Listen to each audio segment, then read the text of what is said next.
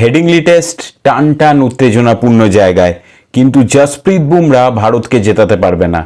চমকে গেলেন পৃথিবীর সেরা বোলার এবং একটা চিট কোড জসপ্রীত বুমরা, সে জেতাতে পারবে না কেন?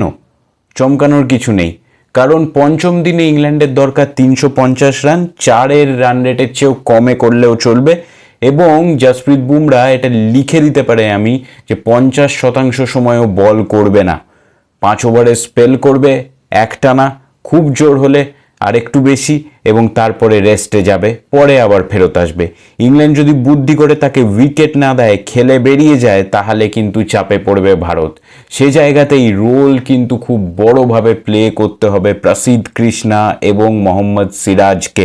আমরা দেখেছি চতুর্থ দিনের প্রথম সকালে কিন্তু বল মুভ করছিল, বাউন্স ছিল ভালো উইকেটে, এবং একটা বৃষ্টির পূর্বাভাস আছে, ওভারকাস্ট কন্ডিশন থাকতে পারে ফিফথ ডেতে, সেইটাকে কিন্তু কাজে লাগাতে হবে এই দুই বোলারকে। একটা রাফ প্যাচও কিন্তু তৈরি হচ্ছে লেফট হ্যান্ডারদের অফ স্টাম্পের বাইরে, যেখানে বল পিচ করে স্পিন করাতে পারে জাদেজার ওভারগুলো খুব ইম্পর্টেন্ট হবে। বুমরা যখন থাকবে না, বেশি রান দিলে চলবে না, এবং সবচেয়ে গুরুত্বপূর্ণ ব্যাপার, যেরকমই ক্যাচ হোক, ইজি বা হার্ড, ধরতেই হবে।